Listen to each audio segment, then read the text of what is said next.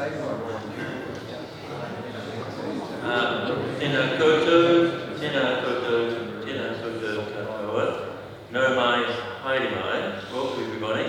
Wonderful to see such a fantastic turnout this evening. And so early, we had actually, well, I had indicated to the council that it would start at 6, but it's terrific that you're so keen. And we're not going to turn our nose up at early comers, so thanks very much for coming. My name's Ross Gray, and I'm the Deputy Chair of the Christchurch Civic Trust and of Historic Places Canterbury, both groups of which are sponsoring this event this evening, which, as you'll know, is part of the Christchurch Heritage Festival, which this year, in case you don't know, is a super duper festival. Normally it's about 10 days long. This time it's 3 weeks long, so there's a huge number of events on, as you probably will have seen. And if you've not seen one of those brochures, fold-outs, we've got some down the back. So, before I introduce our guest speaker, I would like to just mention a few health and safety things which are paramount obviously in Christchurch, and given that this is sponsored, it's under the umbrella of the City Council. The Council is very health and safety conscious, as one could imagine. So what we have, first of all, there are a few hazards. Please, if you're looking around at some point, just be super cautious of this little raised platform here, base. Very easy to trip over because it's not so easy to see. There is a sign down the back, right down the back, that says mind the step, or mind the gap, or something. So just be careful there. Now, if in the unlikely event of an event, serious event, this is a very strong building. I think I saw Richie Moyle here. Richie, are you here? Well, I've just forgotten what percentage of earthquake it is. Is it 100 or it's at least 66 anyhow? It's a very, very strong building, and it was opened, of course, last year after the restoration, which took a huge amount of time, energy, and money, but well worth it. So we're very grateful to the Trust, the Rose Historic Chapel Trust. Jane Ryder is the chair. I'm not sure if Jane has actually arrived here. When she does, by popular demand, I will suggest that she turn the heating down a little bit. Sorry about that. The thing is, we had an event here, it was 2 or 3 months ago. We had to turn the heating off because it was quite noisy, and we froze, and we couldn't actually hear the speaker that well because we didn't have this wonderful system. So that's all good. So if there is an event, please just drop, hold and cover and all that sort of thing, but then go out that front door, and the congregation point is just on that paved area. And if in the event of an even more unlikely event, we can't get out there, we'll go out this back door here, and it takes us around the side. And in case you're wondering where the toilets are, we would pass the toilets, so that could be an emergency stop or whatever, but just remember the toilets are, you have to go out here and around, and they're there. So I think those are the key things that I want to mention. I just thought I'd, excuse me, no, it's not it. That's right. So what I'd like to just read you 3 lines from the Becker City Council Heritage Festival program, which is to say that this festival is an opportunity to share the stories of the past that link us to this place, Christchurch.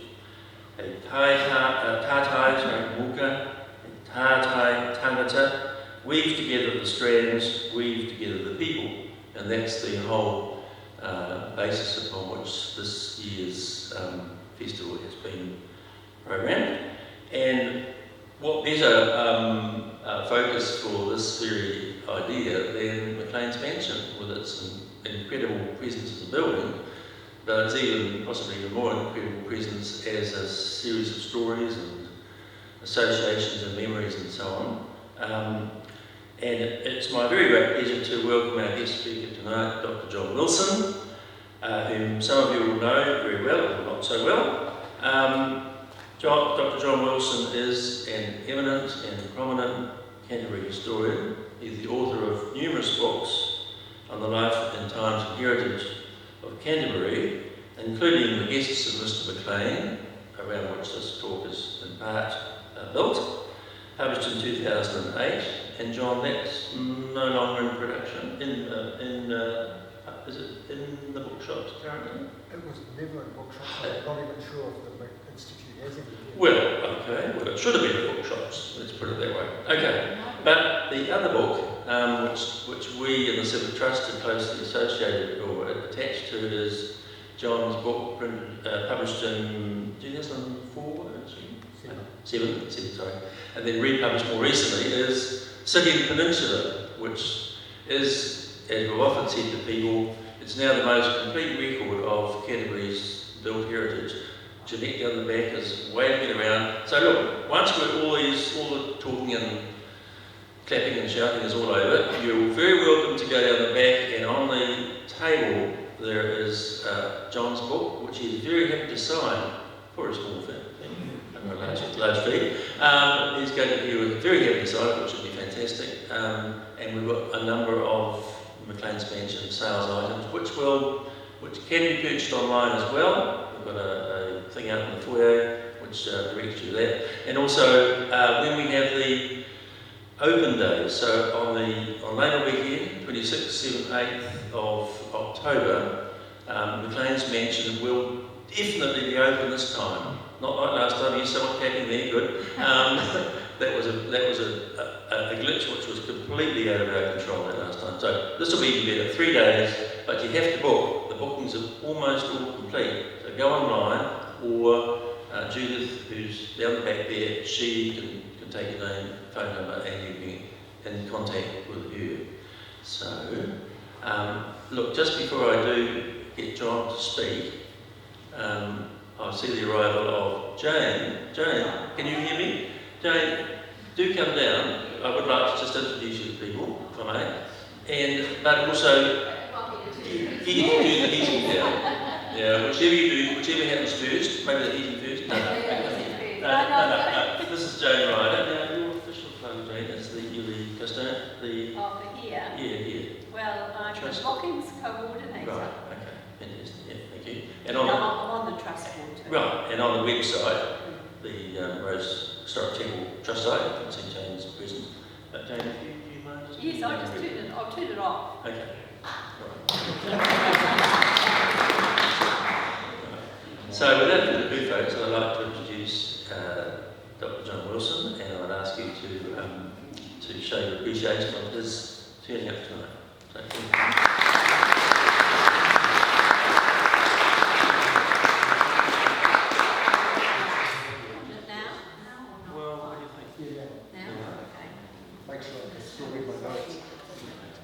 Few logistics here, lighting and so on.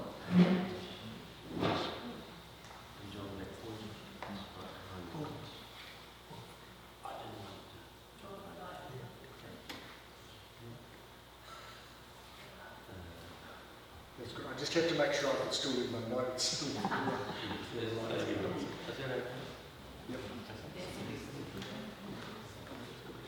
I do want to start off with just a brief explanation and an apology, which is that in old-fashioned terms, this is a lecture and not a slideshow. So the PowerPoint is very intermittent and doesn't adequately really cover all the topics I want to talk about, but at least there'll be some distraction as we go through. But I do apologise if it's not a more complete pictorial.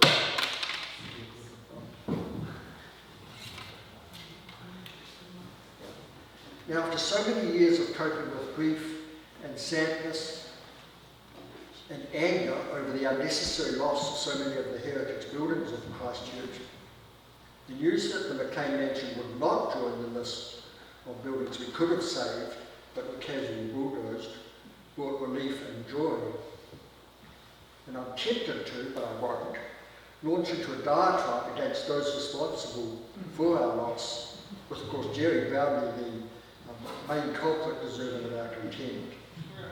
But instead of being negative, I want to be positive and say, Hurrah for those members of the Christchurch Civic Trust and others who simply refused to give up on the mansion. There are heroes as well as villains in the story of the loss of Christchurch's heritage buildings following the earthquakes. And some of those heroes are here tonight, so I must start with thanks, with heartfelt thanks to them, that the McLean mansion has been saved.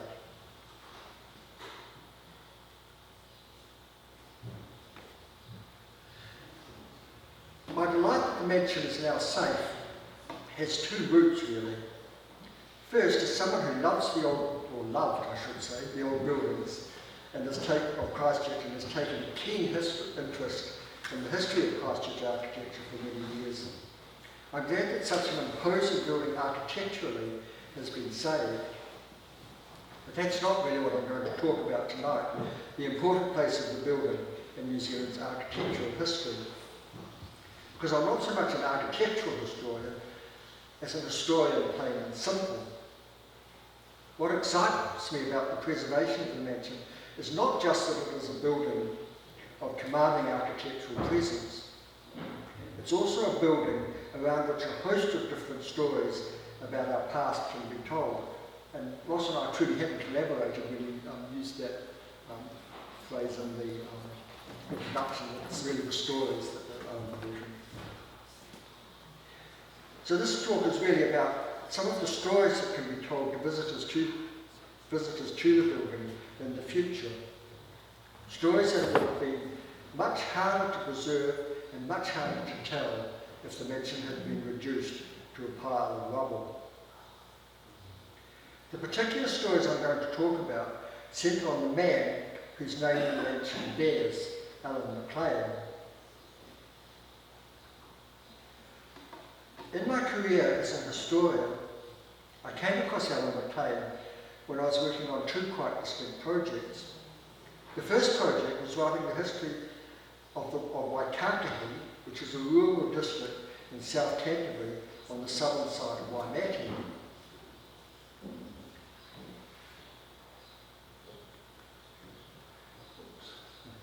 I was asked to write this history by a committee which had been set up to celebrate the centenary in 1999 of the subdivision of the Waikakahi estate, the huge property which the Liberal government bought from Allan McLean in order to be able to create around 130 farms and small grazing runs.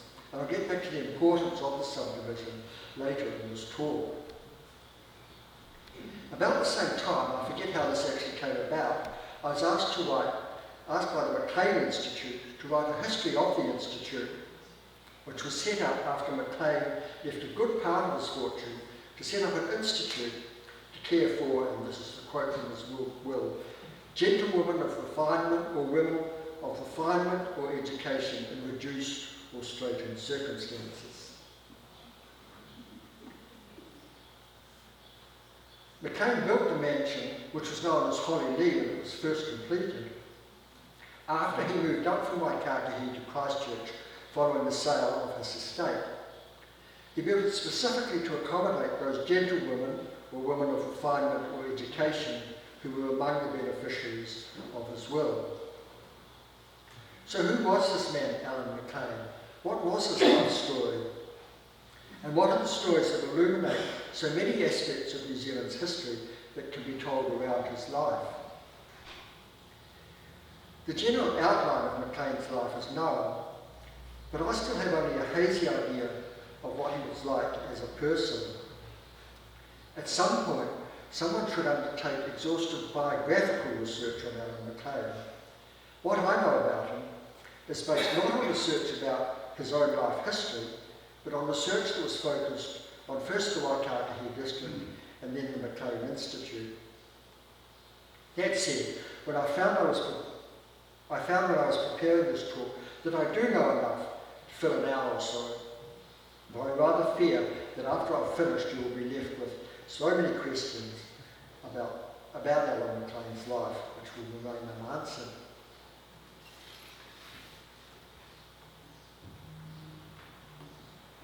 You must excuse the quality of this slide. I've never been to Cole and I had to just lift it off the internet to fill at this point. Allan McLean was born at or near Nagmore on the island of Cole, which is off the western coast of Scotland within sight of the Morven Hills on the mainland. And I mention those Scottish place names because we have exactly those same place names, Morven and Nagmore, here in New Zealand as a result of the McLean's coming. Allan was born on the 22nd of August 1822, the son of Alexander McLean, farmer and fisherman, and of his wife Mary. The McLeans of Cole were mostly Stuart loyalists and suffered poverty, loss of their land and insecurity after 1745, the year in which the young Pretender was defeated at Culloden. Allan's family seemed, nevertheless, to have been rather better off than many Scottish crofters in those years of the notorious Highland clearances. The clearances, in case some of you don't know what I'm talking about here, were when Scottish, mostly absentee landowners, evicted thousands of their small farmers or crofter tenants from their rented holdings in order to be able to run sheep on the land. The incentive for the landowners to do this was that bigger profits could be made from more than from renting the land to tenants. The consequence for the tenants, of course, was hardship and in many cases starvation.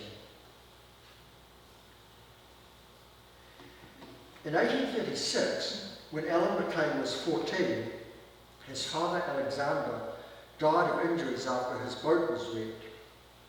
Alexander left Mary a widow with a family to support. 4 years later, in 1840, which was the year of hardship in Scotland following repeated crop failures, Mary decided to emigrate to Australia. She was then 53 years old and Allan was 18. In Australia, the three brothers of the family, John, Allan and Robertson, prospered as gold miners, storekeepers and sheep farmers. In the early 50s, drought struck in Australia, prompting the McLeans, like many other Australian sheepmen, to cross the Tasman. They were drawn by reports that in the Canterbury settlement were vast areas of land suitable for running sheep. These Australians were known in Canterbury as shadroons, to distinguish them from the settlers who came directly to Canterbury from Great Britain. The shadroons tended to do well at sheep farming, which became the mainstay of the Canterbury economy, because they brought from Australia both capital and experience in running sheep, and experience in running sheep that most of the colonists from England lacked. They also came without preconceptions about the way Canterbury's colonial society should develop. Some of the Canterbury Association settlers expected Canterbury would become an agricultural community dominated by a landowning class that resembled the English gentry. Large-scale pastoral farming fell outside the initial vision of the Canterbury Association and its better-off settlers. These various factors, experience, stock they could bring with them from Australia, and freedom from conceptions about how what colonial society would be like, meant that the shadroons, like the McLeans, could more quickly and effectively seize the opportunities for large-scale sheep farming that opened up when John Robert Godley and the Canterbury Association realised that if the Canterbury settlement was to survive, land had to be offered on lease as large sheep runs.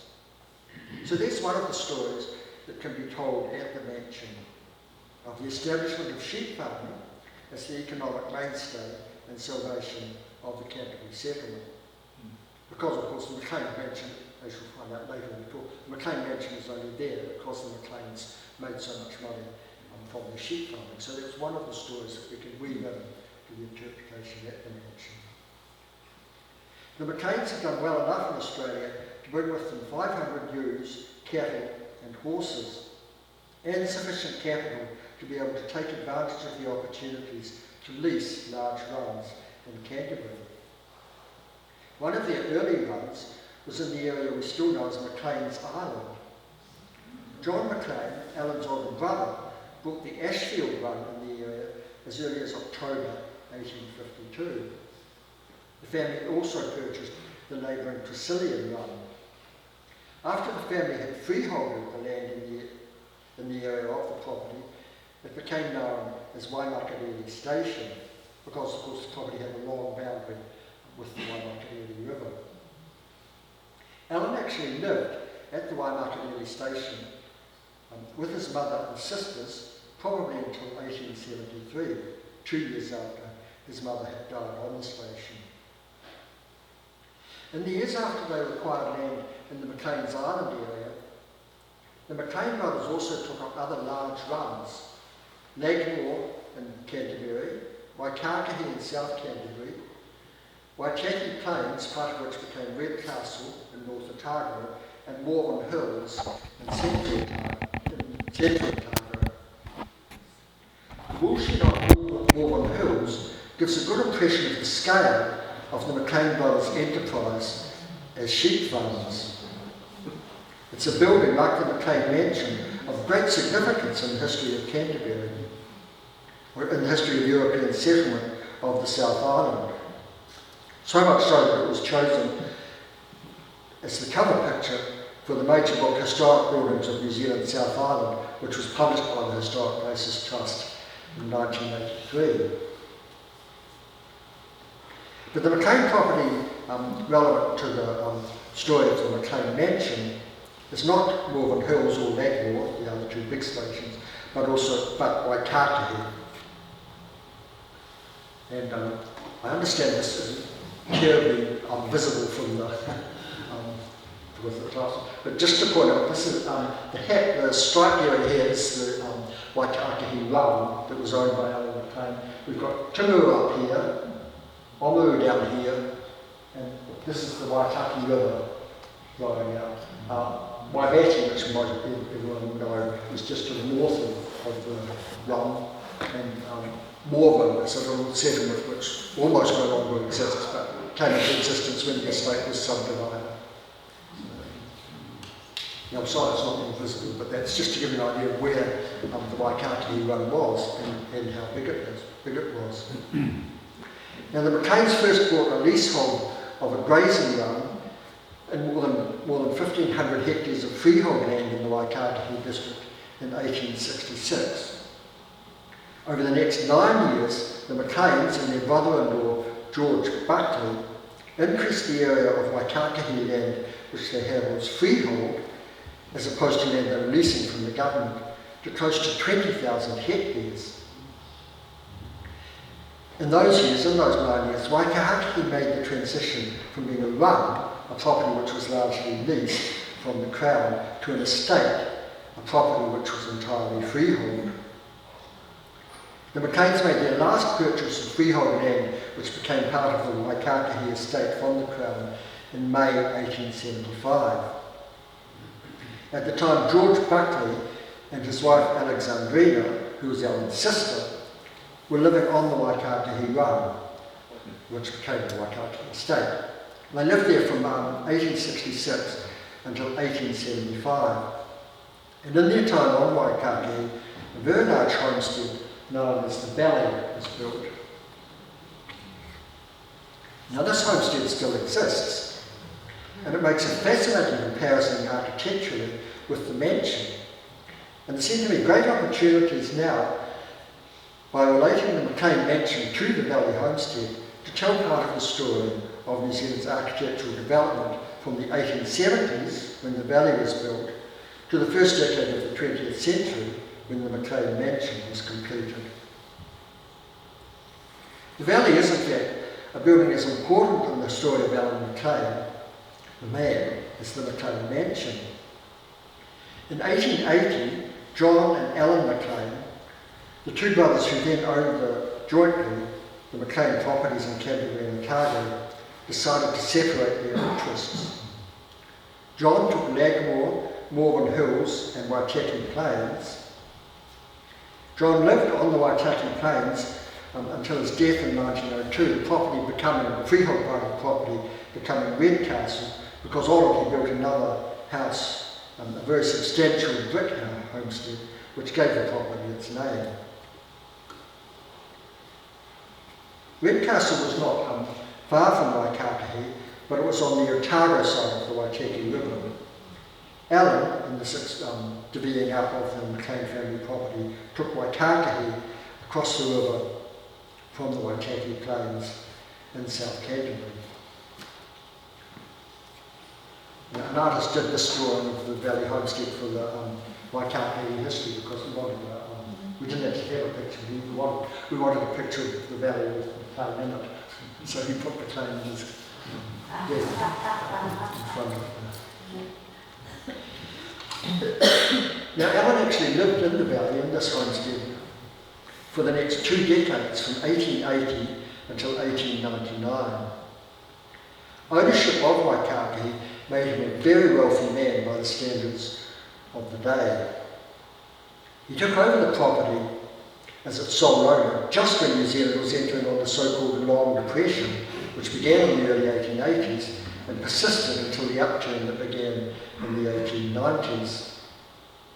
But Allan McLean was almost the archetypal canny Scot, and he managed to prosper despite the depressed times. He made his money partly by running sheep on his own account. The Waitaki flock was huge, and the woolshed on the property, which no longer exists, had 28 stands. That means 28 sheep could be shorn at the same time. But McLean also took advantage as a sheep farmer of the growing trade in frozen lamb, which began with the first successful shipment of frozen meat to Britain from New Zealand in 1882. Also the wheat boom, which began in the 1870s and continued through the years of the Long Depression, helped McLean prosper because McLean had extensive areas of good arable land. McLean chose not to become a wheat grower himself. He seems to have been through and through a pastoralist, but he rented Waitaki's arable land to contractors who grew wheat on their own account. On Waitaki in the valley, McLean seemed to have lived a semi-reclusive life. He formed a deep attachment to the valley and his Waitaki estate. But perhaps what seems today like disengagement from society was rather a commitment to a private life in a very comfortable homestead. Though some consider him to have been a semi-recluse, he did engage with the life in the community around him. Because there were already enough small farmers on land around Waimate for there to be a thriving country town in the late 19th century at Waimate. And McLean he was apparently a man of some style and presence, because he was remembered on Waitaki, I'll put him on notes to this day, but certainly until the 1990s when I was down there a lot for the centennial celebrations. He was remembered on Waitaki to that day as driving around in a stylish white-painted wagonette, wearing a plum-coloured suit, white socks and a bow tie. Allan McLean's very private bachelor life contrasts with the highly social life of Michael Studden and his wife Effie, who were the owners of the other large estate in the Waimate area, the estate called Te Waimate. But unlike Studden, McLean never entered public life. McLean is also remembered from his years on Waitaki as a man generous to those who were suffering hardship. Waitaki was one of the many estates on which there was a swagger's hut to accommodate the itinerants who roamed the countryside looking for work, though not always enthusiastically. McLean's generosity was likely to have been rooted in his memories of the hardship of his early life in Scotland, when the family, already relatively poor, suffered the loss of its breadwinner when Alexander died in 1836. And I'll be returning to those memories as an explanation also for what McLean decided to do with his wealth towards the end of his life. Now, the election of 1890 was a watershed in New Zealand's history. It was also the prelude to the next chapter in the life of Allan McLean and of his beloved Waitaki estate. And by looking at what happened on Waitaki at the end of the 1890s, we can better understand the significance of the 1890 election. And this, I think, is another important story that can be told at the mansion. By the end of the 19th century, there was in New Zealand what we would today call a gap between the rich and the poor. The gap may not in fact have been as wide as it is today, or was elsewhere in the world in the late 19th century. But Allan McLean was certainly in the 1% of current discussion about economic inequality. In New Zealand, the large landholdings of men like McLean were seen as offensive because the dream of many poor 19th century immigrants, which is what the McLeans were when they first emigrated to Australia in 1840, that dream was to own their own land. The McLeans realised that dream spectacularly well. But that large areas of New Zealand had become locked up in vast estates like Waikākāhi was seen as an affront when many immigrants had not been able, like the McLeans, to achieve their dream of owning land. One of the goals of the Liberal government, which won power in the 1890 election, was to put more men on the land. And this is not the place to go into the gradually strengthening resolve of the Liberal government to burst up the big estates, but that is the background, in fact, to how we ended up with the mansion here in Christchurch. The government's purchase of Chariot Hills, the Chariot Hills estate in North Canterbury from Ready Money Robinson in 1893 was a key moment in the history of government-sponsored land settlement in New Zealand. The government's purchase of the Waikākāhi estate from Allan McLean in 1899 was another key moment in that history.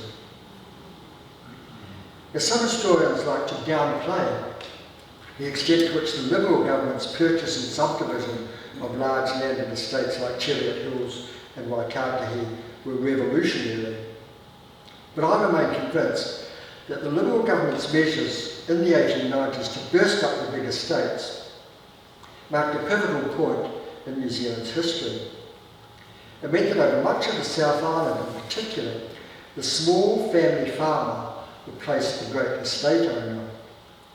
The North Island never had quite the same number of large freehold estates as the South Island, and actually most of the land made available on the North Island for small settlers was land the government secured from the Maori, but that's another story and not a particularly happy one.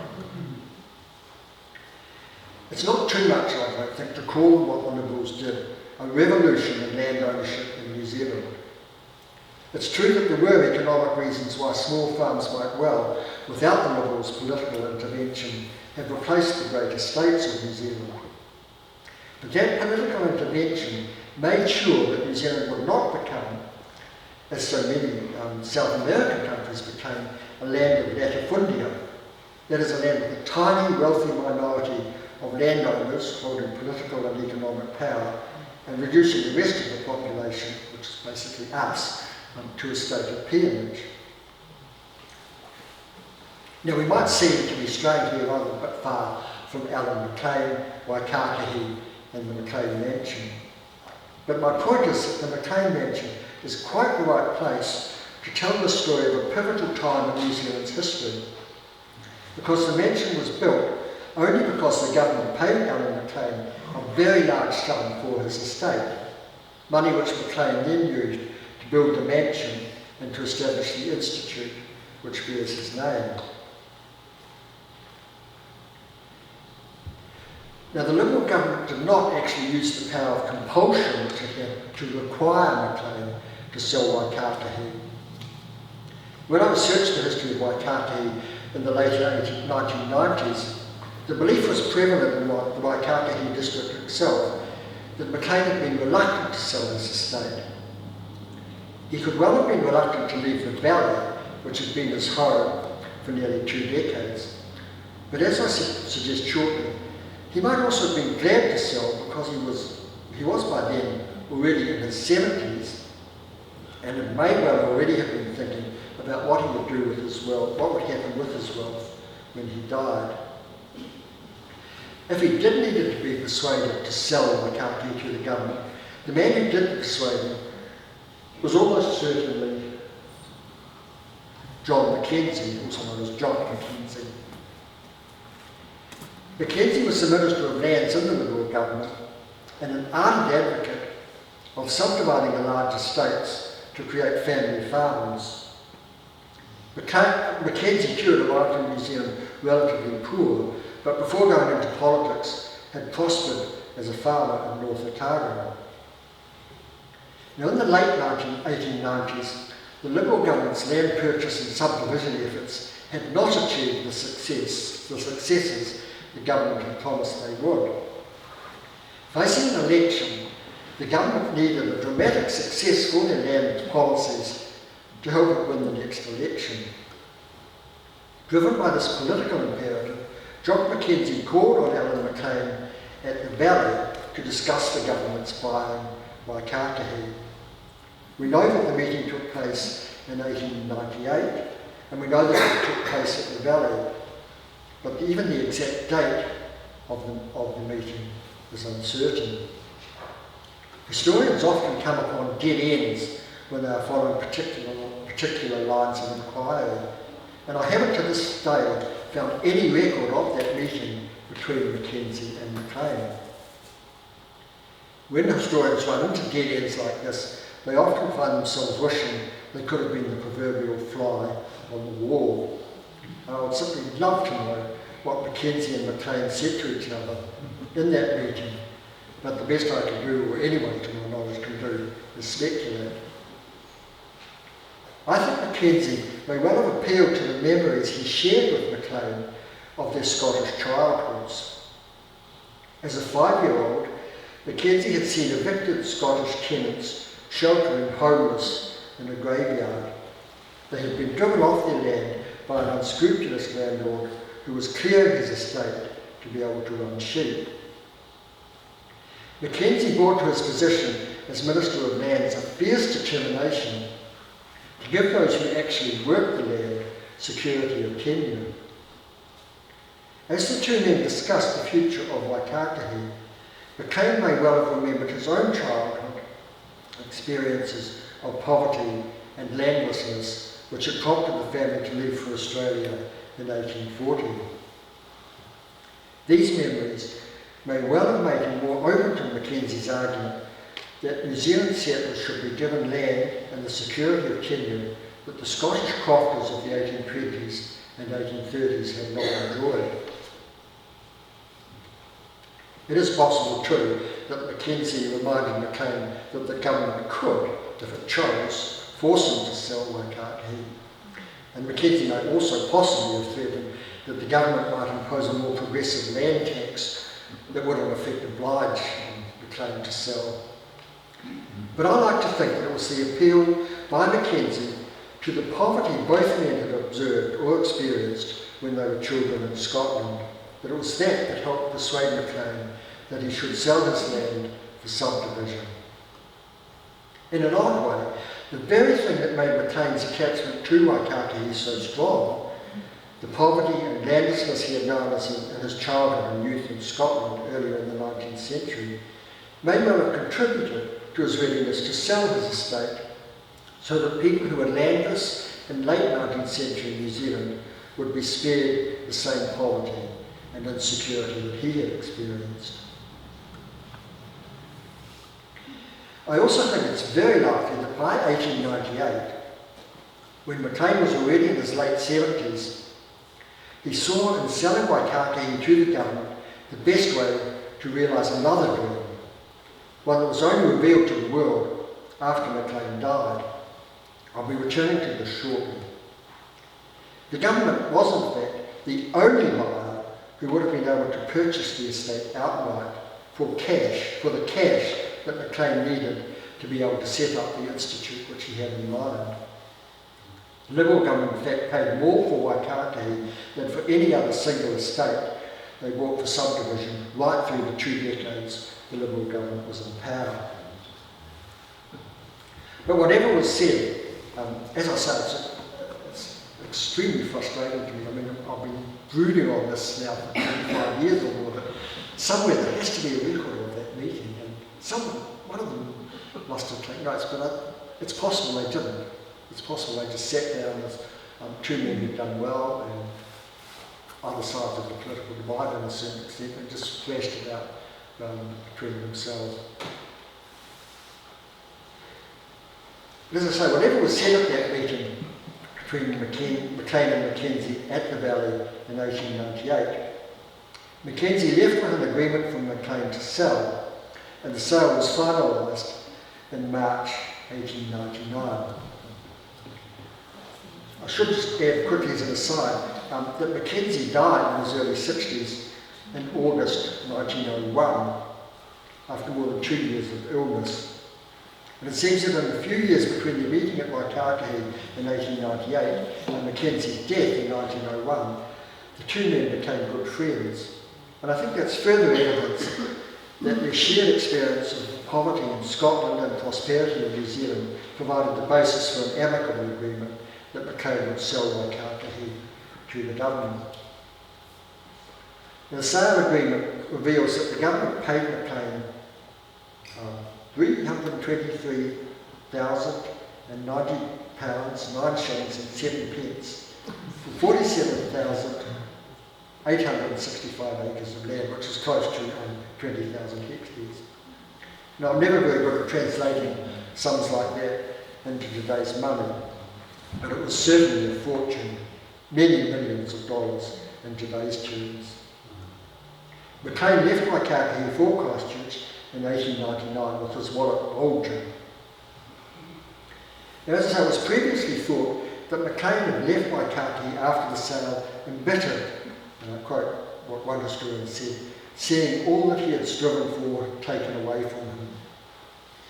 In fact, he remained at the Valley for some months after he had agreed to sell Waikākī, and was extremely hospitable to the government officials and surveyors who came in the later months of 1898 to start organising a subdivision of the estate into around 130 farms and small grazing lands.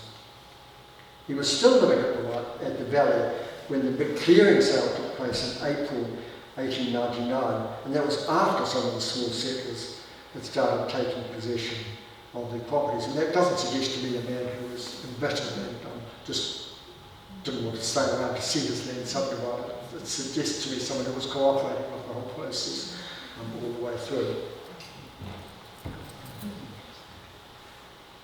Now, after the ballot for sections on Waikākī, I think that was in late 1998, and the clearing sale, as I say, in April 1999, it was only after that McLean moved to Christchurch. He took up residence first in a relatively modest house on land the family had long owned between Colombo and Manchester Streets. This house was, in fact, the first of three to be called Holly Lee, and it was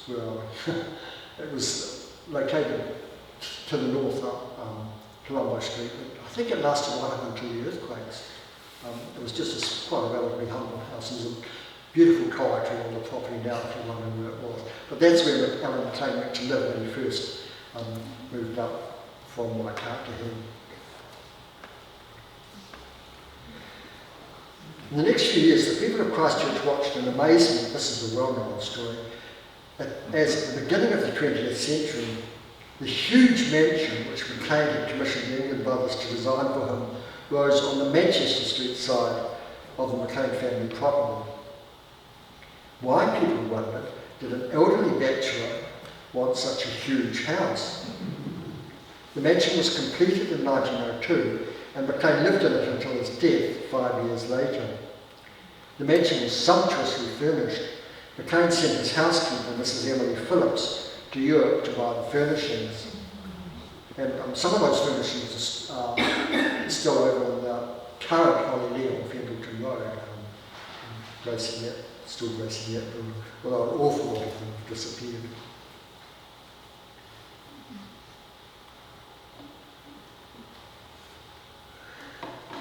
It was after McLean died on the 12th of November 1907 that the people of Christchurch found out why he had used some of his fortune to build such a huge dwelling in which only he, his housekeeper and a small domestic staff were to live. He had clearly not had the house built for himself and his household, but as a home for the gentlewoman or women of refinement and education in reduced or straitened circumstances, who were to be cared for by the institute which was to be established under his will.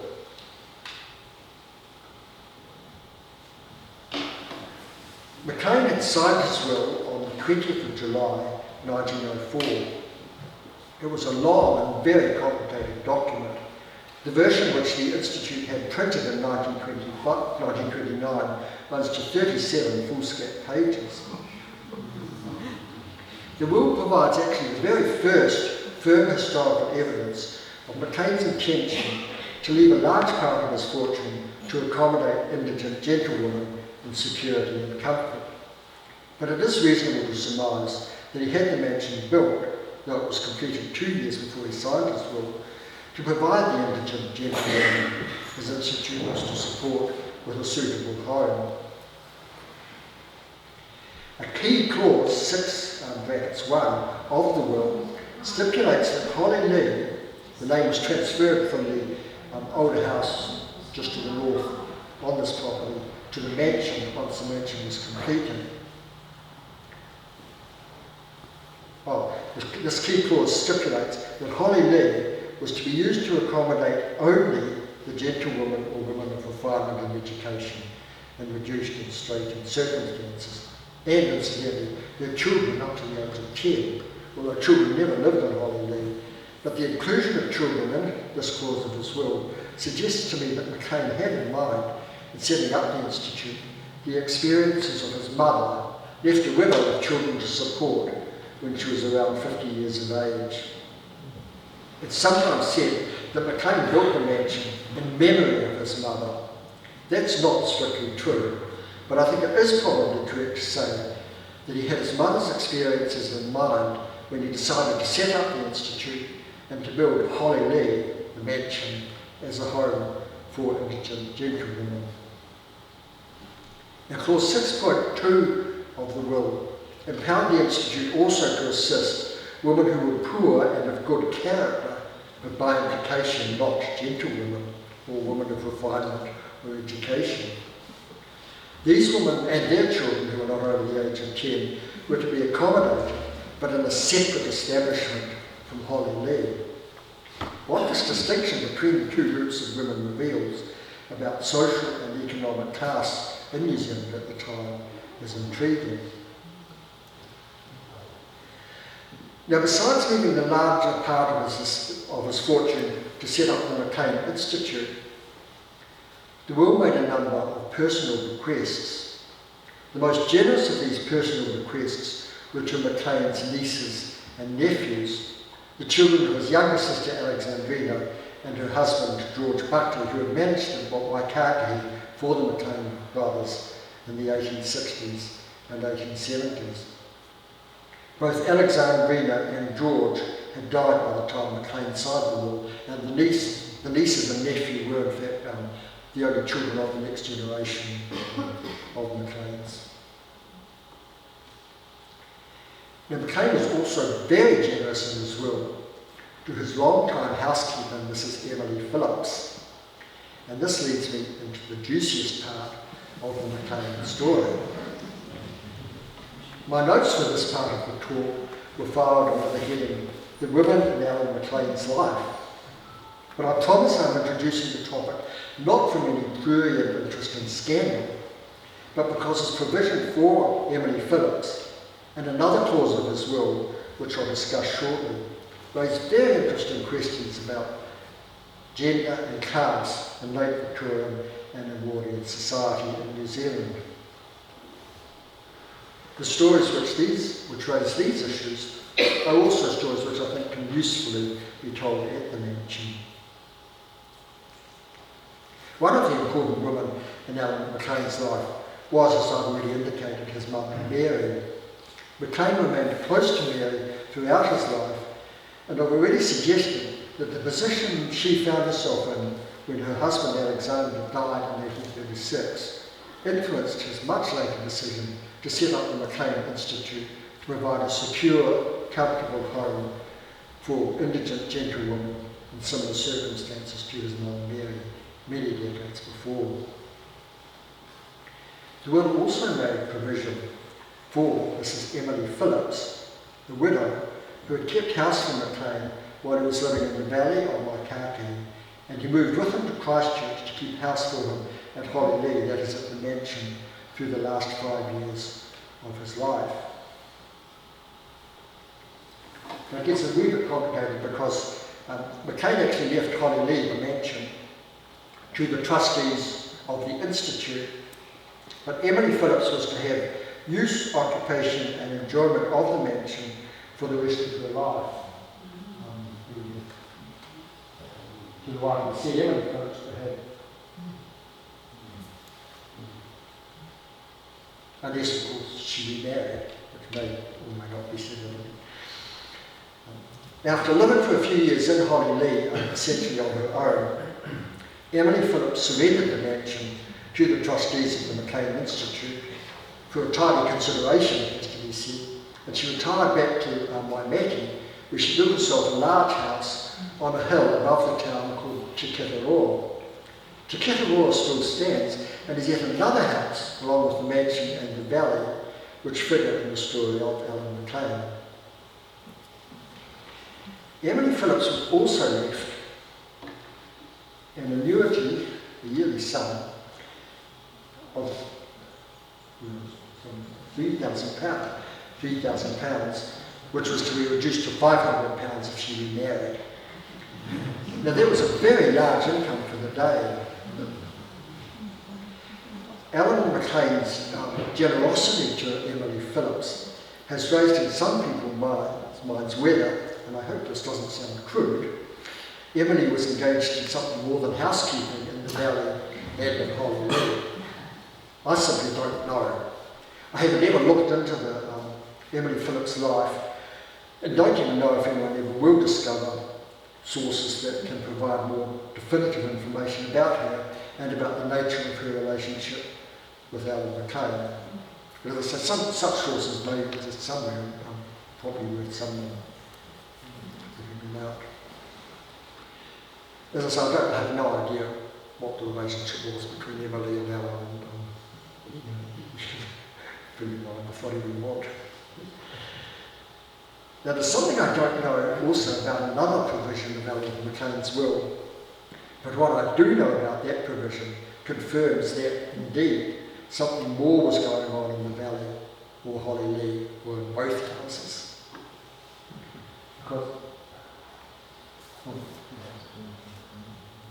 Because in his will, McLean left to Mary Alexandra Henderson the income from £5,000.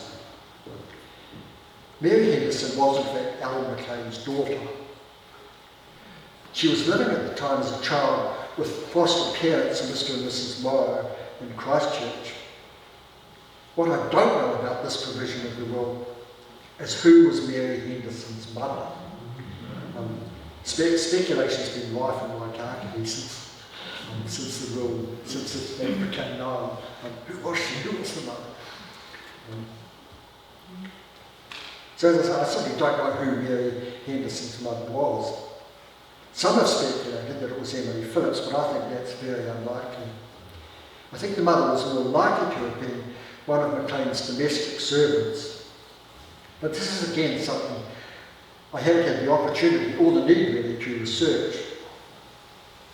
The matter of McLean's daughter was never really relevant to the history of Waikaki, or except incidentally to the history of the McLean Institute.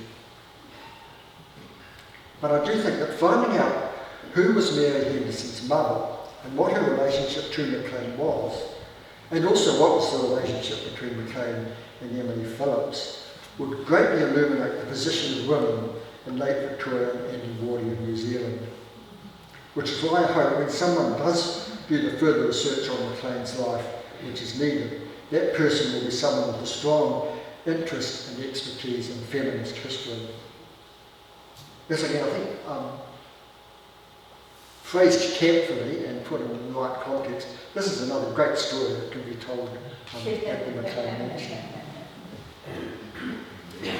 In the years after McLean's death, it was well known in Christchurch, or at least known by the trustees of the McLean Institute, that Mary Henderson was Allan McLean's daughter. In the late 1920s, when Mary Henderson married and had children, she found herself in financial difficulties.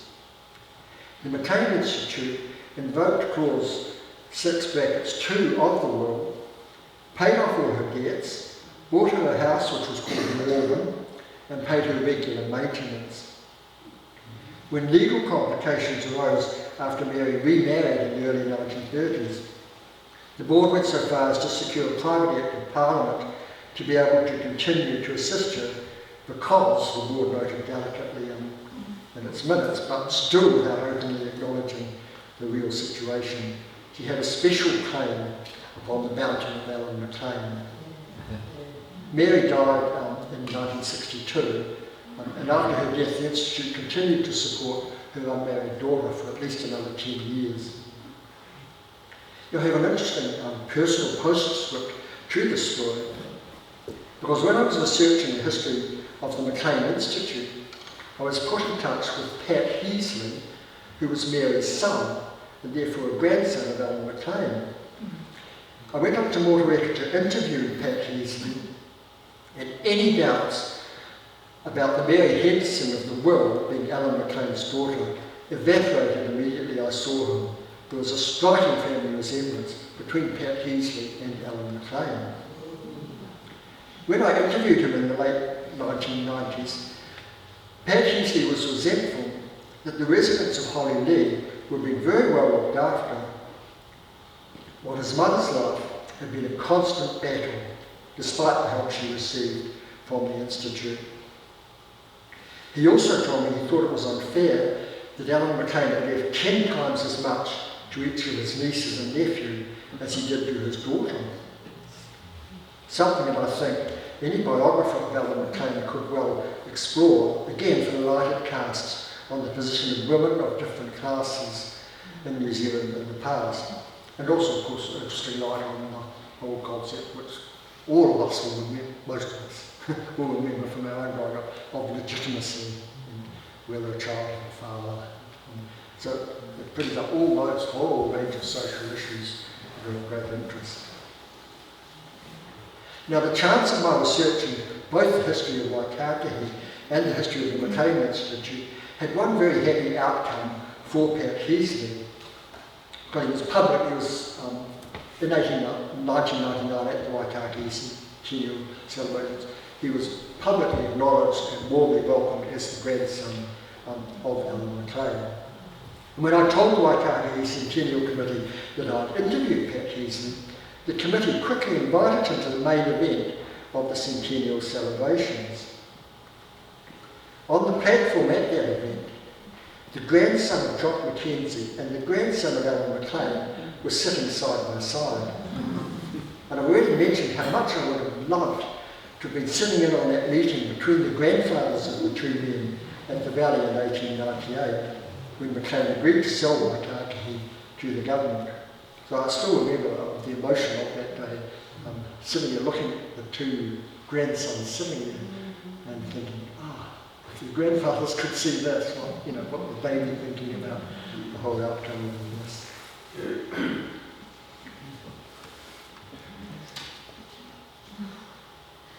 Now, I think it's probably already evident to you that my suggesting that I talk this evening on the topic of Allan McLean, the man behind the mansion, was a bit presumptuous. I only realised when I set about preparing the talk that I didn't actually know enough about Allan McLean's life to present anything like a full, rounded account of the man. I can only reiterate that, especially now the mansion is in public ownership and set to become one of the most important historic buildings in Christchurch, a full biography of McLean really should be researched and written. Such a biography would make a rich contribution to our understanding of Canterbury's history and provide material for the many varied stories that can be told in interpretation in the mansion centred around McLean. Now I want to take you in ending this talk to one last place in Christchurch, which is important in the story of Allan McLean. Until the earthquakes, the tall obelisk over the McLean family grave was one of the most conspicuous memorials in the Allan cemetery. As I said, the 22nd of February earthquake toppled the obelisk, but thankfully, unlike many others in the cemetery, it just fell in one piece and didn't shatter. And I hope that one of these years it will be erected over the grave. For many years, the McLean Institute had itself undertaken responsibility for maintaining Allan McLean's grave. I'm not sure if the Institute, which has gone through some very wrenching changes in recent years, will again take up that responsibility, but in a so easy way to say, someone should. The grave monument was raised long before Allan or his brother John died, and the only photo that I know of that shows the two men together, although there may be others, was one taken probably not long after Mary McLean, the mother, had been buried and the memorial had been raised. I'm pretty sure this is Allan here, and that's John, but I wouldn't be 100% sure, but certainly two of those three figures are John and Allan McLean, the two surviving the two brothers. Now, a number of other members of the McLean family are buried in the plot beneath the memorial. As I say, the memorial was probably erected soon after Allan McLean's mother, Mary, died in 1871. The inscription on the front of the memorial commemorates Mary, who died at the Waimakere station in July 1871. It also commemorates Allan's younger brother, Robertson, who died in Edinburgh earlier in the same year when he was in his 40s. But none of the really available sources tell us anything about Robertson at all. And also commemorated on the front of the obelisk is Allan's older sister, Mary, who died in Christchurch unmarried in July 1875 when she was in her 60s. On the side panel at the base of the obelisk are three more names. They are, in order of their deaths, John, Allan's older brother. No, but we don't sort of forget in order of their deaths. The three people are John, Allan's older brother, who died at Redcastle in July 1902, Alexandrina, Allan's younger sister, who was married to George Buckley and was the mother of the nieces and nephew Allan remembered in his will. Alexandrina died in Christchurch in July 1902, and the final name is that of Allan himself, who died at Holly Lee, that is to say at the mansion, in November 1907. Now, I'm sorry that I haven't really delivered on the entire promise of the title of this talk and given you a full biography of Allan McLean. Yet his name survives in two places in Christchurch, McLean's Island and the McLean Mansion, suggests that he is of sufficient historical importance to warrant a full biography being written. Well, I hope you now have at least a general idea of his life, even though I've left many details obscure and not really given you much of an insight into the character and personality of the man. But I do hope that I've told you enough to explain the origins of the mansion, and enough to underscore that the mansion affords an invaluable opportunity to tell many stories that are important to understanding the histories of our city and our province. The stories that the life of Allan McLean brings to the fore are only some of the stories that can be told at the mansion. There are also stories that stem from the period the mansion was Holly Lee and the home of many women whose own life stories are of interest. Not to mention stories associated with the use of the mansion as the hostel of the Dental Nurses Training School. As I say, it's an incredible and exciting opportunity to keep many aspects of our past alive. But I can't help ending on a note of sadness and regret. For all the talk about still being able to tell our stories despite the unnecessary destruction of the city's heritage that followed the earthquakes, it is undeniable that we have in fact lost opportunities to tell many of those stories. With so many of the buildings that embodied our past gone, countless stories will fade in the coming years.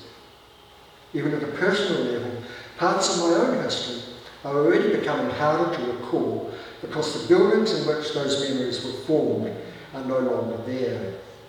Multiply that by thousands and thousands of times to take into account all those whose memories were forged growing up in the old Christchurch that we have lost. And then add in the dimension of social and commercial and community memory and the losses in Kelpton.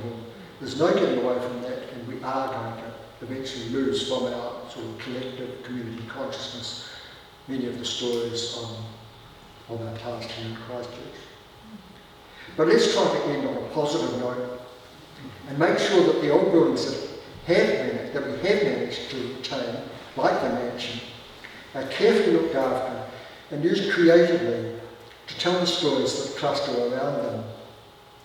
I don't want to be dismissive of the mansion as an amazing and significant architectural achievement, but the opportunities the saving of the mansion offers to be able to tell stories, that's what really pleases me about the prospect that for the rest of my life, and for decades, even centuries after that, after I've gone, the mansion's proud towers will continue to draw the eyes and lift the spirits of those passing up and down Manchester Street. Thank you.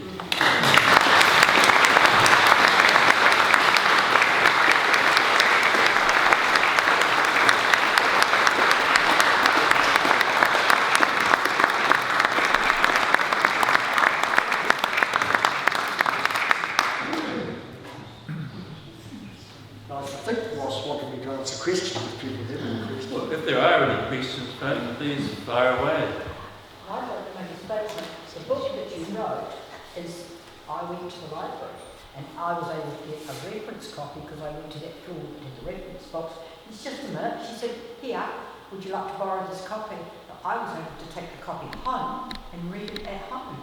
So it is available in the Christchurch Library. And to be able to be taken out. That's the history of the Institute. Yeah. Very good people for us too. Are there any other questions from the back there? Can you just speak up? John, did Allan live at Morgan Hills at all? Not to my knowledge. I don't think he ever lived there, but he certainly would have been there. Probably for extended periods of time, but I don't recall that he ever actually lived. He lived. The main places of residence were Waimakere Station, Waikaki, and then on the 200 here. But that's something that a biographer needs to look into. In fact, the whole relationship between John and Allan is something that could well be explored too. Because an older brother and a younger brother divvying up a coffee, that's a great story. Did you ever interview the Stubborn family? Sorry? Did you interview the Stubborn family? I never interviewed him about this, but I knew David Stubborn quite well. Yes. And yeah. I thought he would have known a lot about I didn't. it. And the other one, Margaret Wigley, who was the great-granddaughter of Reddy Money Robinson. Yeah, I don't know how to put this tactfully. I knew both David and Margaret quite well, mainly through associations through the Historic Places Trust, but we've got to remember that they're one or two generations down. Yes, I realise that, Yeah, but I thought and that might have been in the family stories. No, I don't. I'm sorry, I didn't ever speak to them specifically about McLean.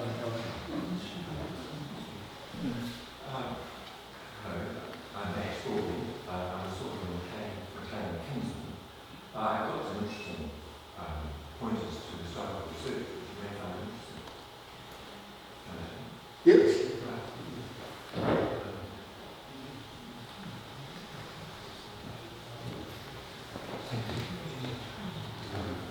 I don't want to preempt any other McLean descendants here. Are there any others before I speak? No. My family were poor relations of these rich McLeans.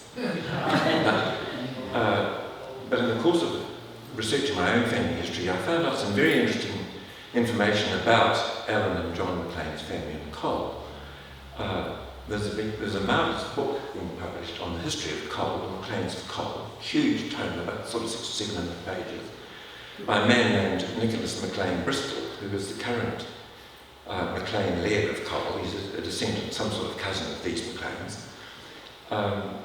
And there's a great deal of information there about Allan McLean's mother's family in particular.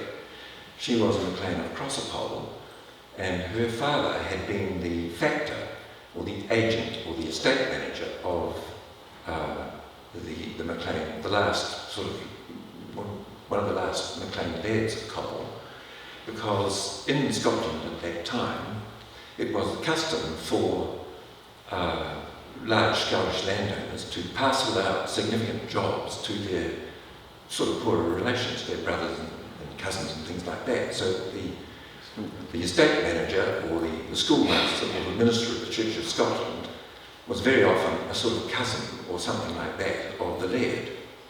And this was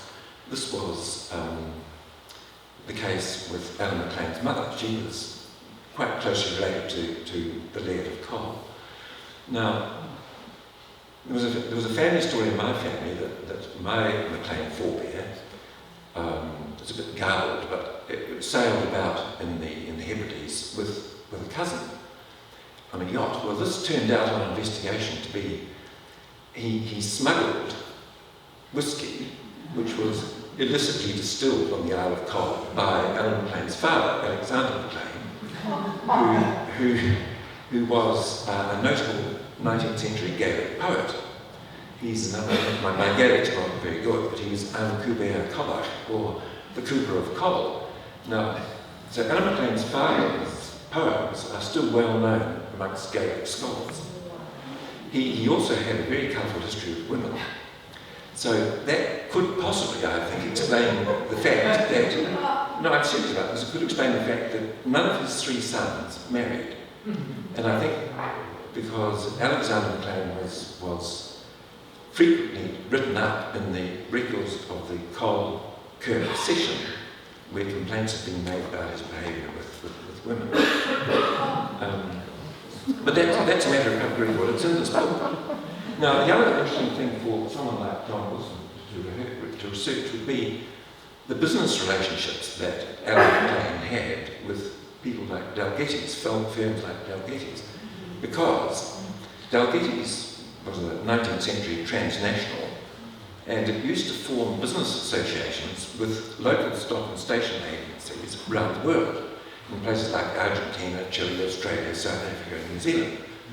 And in Christchurch, they formed, I think I've got this right, they formed a partnership with George Buckley, who was one of these smaller scale stock and station agents that used to be quite common in New Zealand.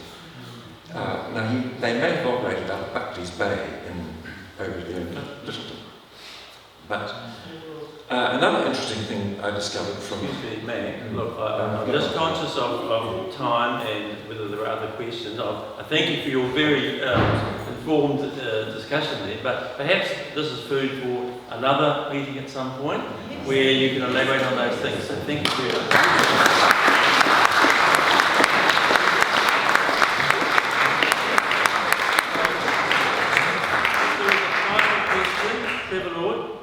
And John, ladies and gentlemen, I just want to speak in some reassurance to many pleas that you've repeatedly passed to the room tonight.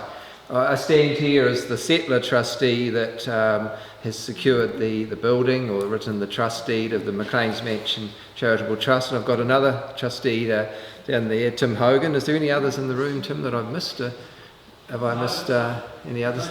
There's of course four of us, and I do also acknowledge, of course, the Civic Trust's vital role in this whole project. But one of the key things that the mansion will do is, and this is in partnership with the McLean's Institute actually, it's a combination of wishes, is to have 2 rooms focusing on Allan McLean and the story, and the story is very much in our minds as being one of the major and one of the diverse attractions of that building, and they will be told, and as we hear this starting to unfold tonight, my goodness, there'll be some good regardings of these stories, and many of of those sort of things attract people in. So I do thank you on my own behalf for some wonderful seeds for those stories, and we will tell them. So. Right. Thank you.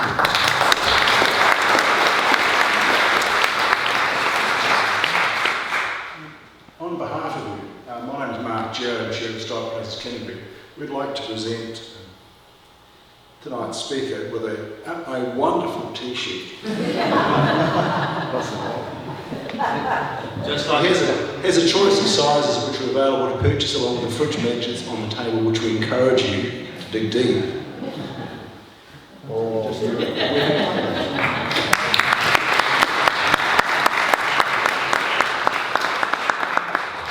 On behalf of us all, John, thank you very, very much for a most enlightening lecture. Thank you.